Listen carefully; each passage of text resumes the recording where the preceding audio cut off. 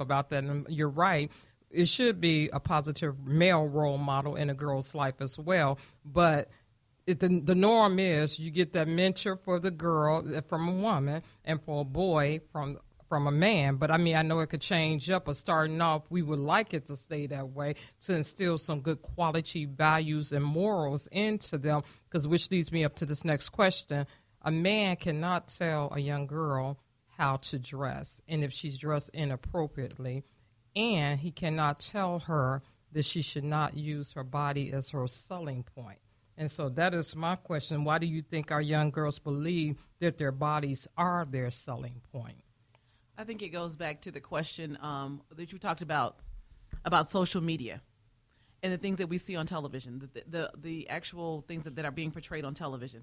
And I use rap just as an example. For so long, rap was a male-dominated world, and it was about gangster rap, and you had to be tough, and you had to be all these things. And then so for a woman to break into that and become that multimillionaire or that mogul, she took on that persona. When Queen Latifah did it, she did it a different way. Power to you, Queen.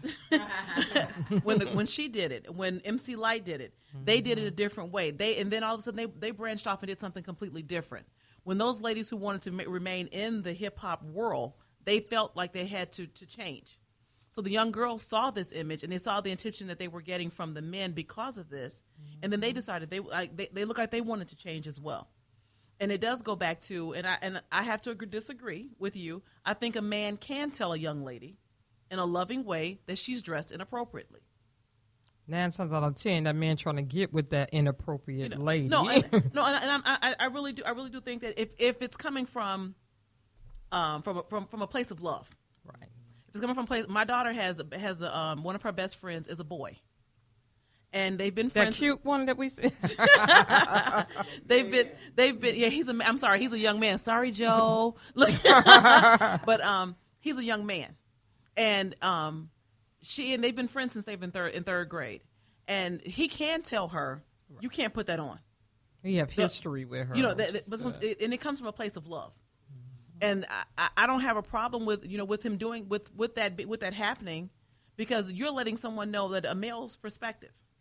This is what I'm seeing, and I'm a man.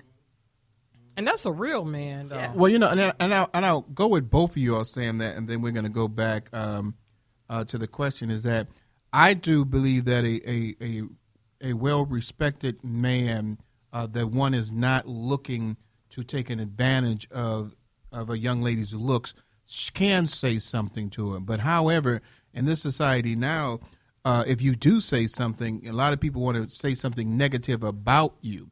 And that perception, as she was saying before, is that man may want that young lady. And he may just want to be saying that as a young lady, this is something you may not be able to wear. We've changed so much in this society now that a person can't honestly say something to someone without people thinking there's a perception behind it.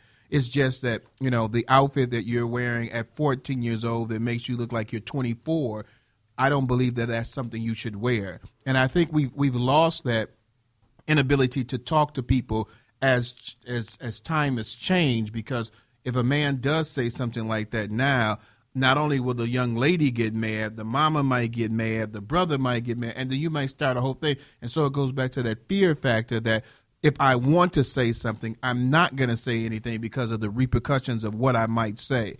We need to get away from that, but I don't know if we'll ever get back to the point where an elderly person saying something to you, man or woman, is going to be respected anymore. Now, you can disagree or agree with that, but I don't believe that that's the case because, for me, I'm a preacher. I'm going to say what I want to say.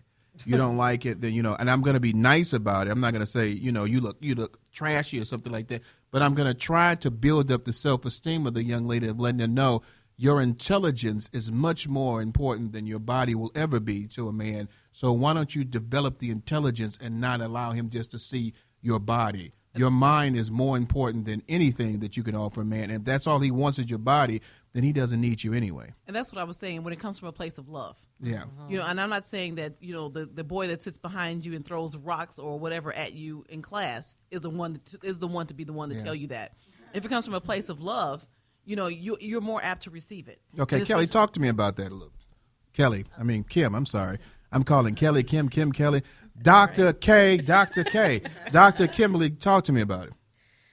Yeah, I think that we can also relook at, a female wearing inappropriate clothing as a teachable moment and not as a failure of that child, and to say, okay, what is this individual looking for? And I actually agree. I rely and I depend and I value, my kids are 4.5, but when they're older, my husband being able to say that to my daughter, I think that's crucial. And I think that as parents, we have stepped into the role of not wanting to make our kids mad at us. And so, I don't want to cause conflict, or, I don't want to make her mad. And I think as parents, our job is to make them mad sometimes, and to set a limit and to set an expectation. And whether, it's, your shorts can only go, they cannot go above this spot on your thigh. And I think you set that expectation. I think you're consistent with it. I think you weather their storm, because there's going to be a storm coming. I think you weather that. And then I think, too, that you have to understand that probably when they get to school, they're going to roll it up as soon as you drive away. I've had many kids who, come out and their parents are like, I told you not to do that. They're going to do it, and that's okay. But I think at home you set that expectation, and you notice it. So if they're doing that more, does that mean that you have to step up? It's a time for you to look at your wardrobe. What are you wearing?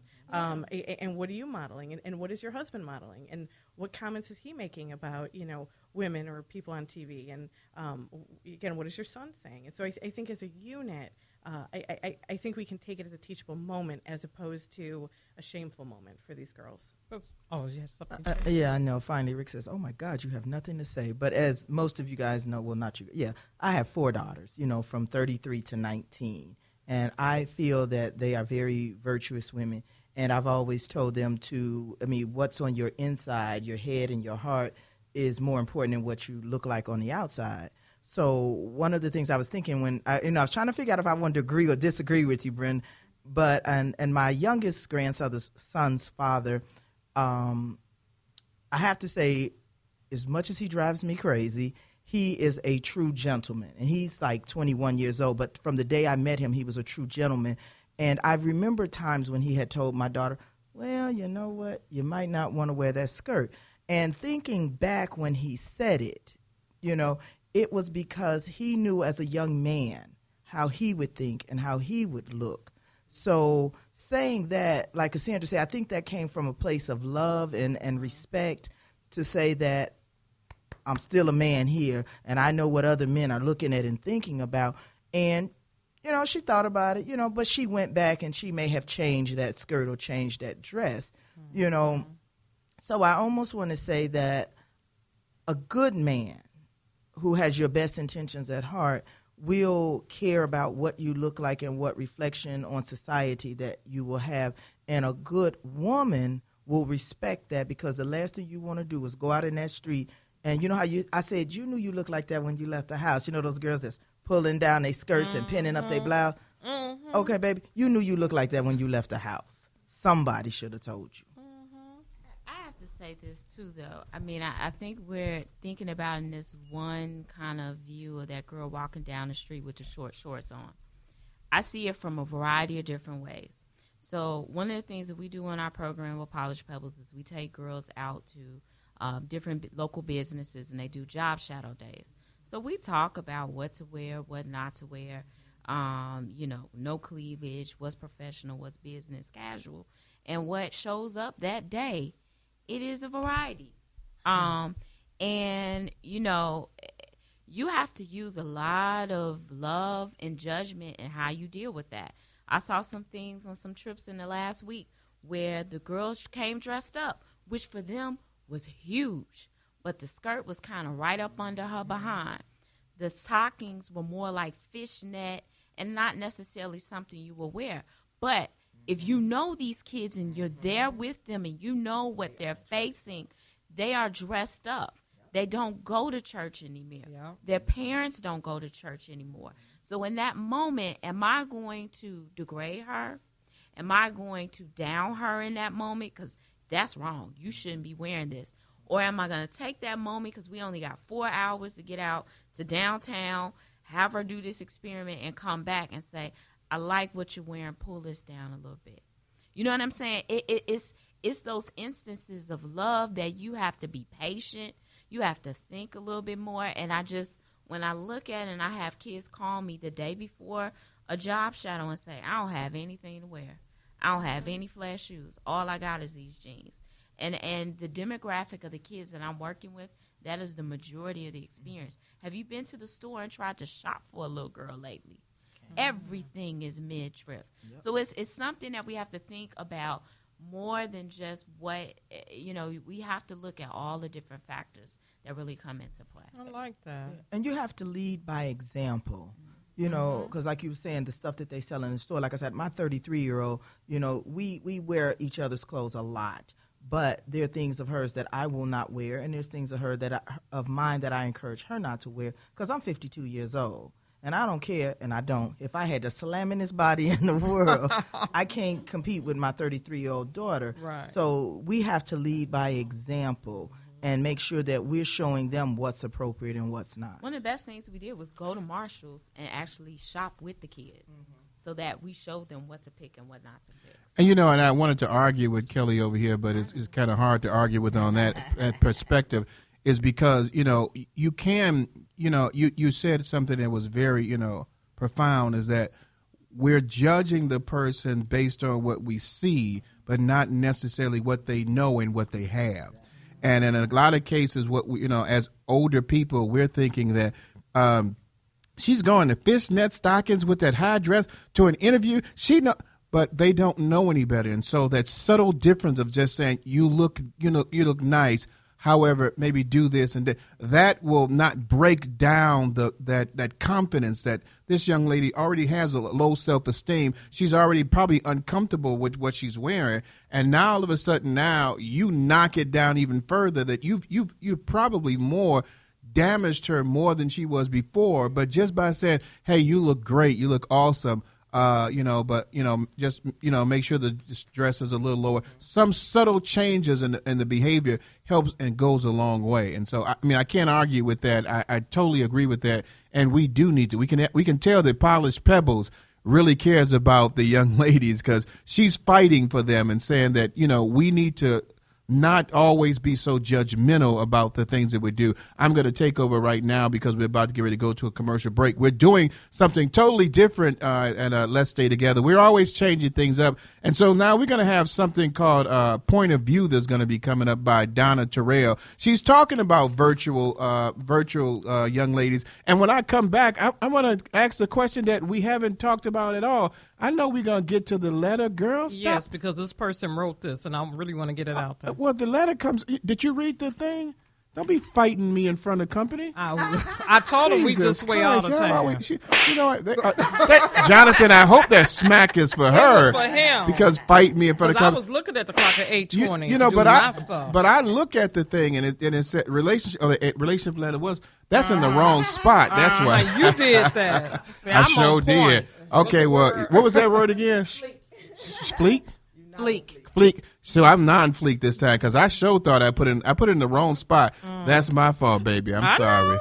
You feeling good, ain't you? Yes, I am. Hey, we're gonna do it with the point of view, and then when we come back, we're gonna do the relationship letters, and I'm gonna ask you, young ladies, because we haven't talked about it. I need to find out the points. Give me about 5 points of making or helping a young lady become a virtuous woman. This is Reverend Rick McCain along with my baby, my girl, my boo. I know it's in the letter. We'll be right back after these station breaks.